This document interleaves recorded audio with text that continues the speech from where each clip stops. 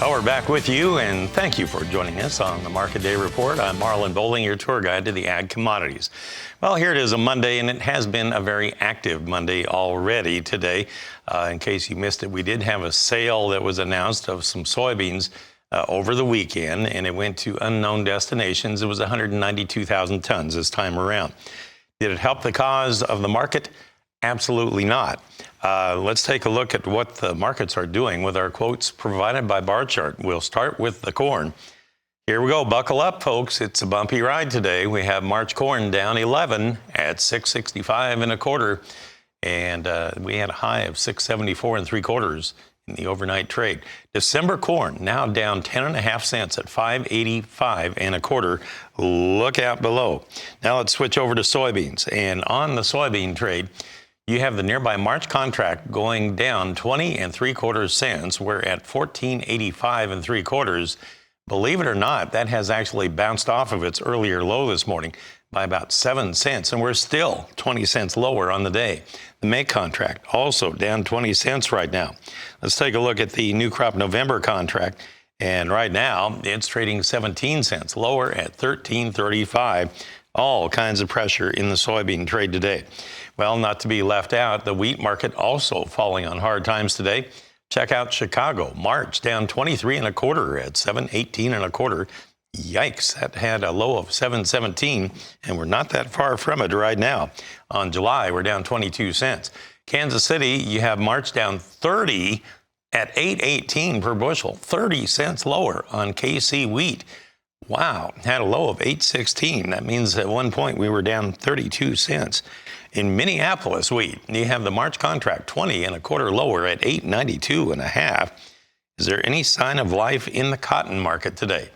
Well, March is 55 points higher at 87.25, and new crop December 34 higher at 85.01. Oh my gosh, let's bring in Chris Swift of Swift Trading. He's based here in Nashville. Man, what a start to Monday. Yeah. I mean, they are just flushing the grain market today. They are. What is going on? Why? I think there's a couple of reasons. I think rain in the Argentina area is probably giving the beans the most aspect, but we keep continuing to hear that China's probably not going to be as big of an aspect in U.S. grains this year. So they probably buying more corn from Brazil, maybe even some out of the Ukraine there. But we know that soybean production is going to be increased significantly. We know that the currency relationship is much more adamant to the South American crops, and we think that China's just going to start doing more business down there than they do with us. I want to take a look at these soy products, too. Let's go to the soybean meal board, see what it's doing today. All kinds of pressure there, too. You have that March contract now down $6.80, now down $6.70 at $457 even per ton. And if you check out the soybean oil trade today, now it's just a touch higher. The nearby March contract, it's up 16 cents, or 16 points rather, at 62.13 per hundredweight. But this chart on the soybeans, if you look at a March chart here, Chris, you and I were looking earlier, it had that long-term uptrending channel, and it looks like it's trying to break out of the bottom side of that today. It does. And, when we looked at the meal prices, $450, that's a very high price for meal. Mm-hmm. And then we look at bean oil around 60 cents, and we know that they're going to increase the number of processing plants, bean crushing plants this year, pretty much around the world to increase that biodiesel. So the story that y'all ran earlier this morning was concerning that, and that's a real big issue going forward for beans. So I think we'll see the bean market find some support, but it needs to kind of flush out here just a little bit first. All right. Well, thanks for connecting all the dots there, bringing it all full circle. We'll take a quick break right here, then we're going to come back and we're going to talk about this livestock trade. It's also very active today, maybe not the same way, and we'll discuss when we come back. We are back with Chris Swift of Swift Trading. He's based here in Nashville. And so we went through the debacle that is the grain trade right now, and we survived that, came out the other side. Now let's take a look at our livestock market action, and I can't wait to hear what you have to say about this.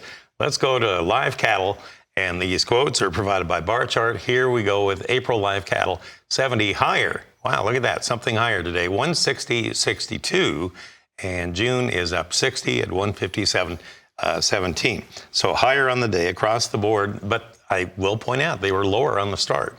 Now on feeders, you have the March contract up $1.95 at 182.92. However, that's off of its earlier high today by about 70 cents or so.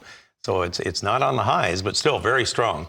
April feeders now up $1.65. Now checking out our lean hog trade here so far today.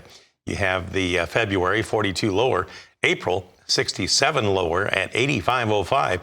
Chris, this one's been on both sides of unchanged. It started out lower. Last time we checked, it was actually higher on the day. Now it's back on the minus side again, and within about 3 ticks of our low of the day. Any quick thought on the lean hogs before we get to the cattle side here? It's probably all to the index. The index is still trading lower, and we are now going into delivery for the Feb here in next week. So that's pretty much what it is, convergence of basis. All right, let's talk about the cattle. Let's bring up let's go with an April chart on the cattle. What are we looking at here, and what did that cattle on feed report that came out Friday tell you about what this chart means now? Well, we still got plenty of cattle. 11.7 million head on feed. We look back from last year and we thought that 12 million head on feed was just overburdensome. And when you look at the total number of it, you're only about 500,000 head less 1 month over the next. And that's about a week's kill right now. So when you add that up and through the weeks, it's really not that much. And we know that placements are going to be heavier in the month of January. And when I say heavier, they may not be heavier than last year, but clearly heavier than what we had anticipated earlier. So have you changed anything in your thought process on what to expect now? Well, are you changing your targets for this summer? Not necessarily. What we're looking more is the feeder cattle more than anything, because there's huge discrepancies in the price there. When we look at the spring months in comparison to the feeder cattle index, we're $3 to $5 difference. But when we look August and out, we're at 204 to 212 on those back months there. And a lot of this increase in rally and premium price that cattle producers are looking for is already built into those markets. So now what we have to do is we have to converge a basis of the index trading either higher to where the futures are or the futures trading lower. And in some respects, those are $30 and $40 spreads right now. So let's go back to that price chart that we had there, or the price table that we had on the feeder cattle. If you look at that March contract, all by itself, it's $2.22 higher right now. Mm-hmm. I mean, it far exceeds the movement in all the other months.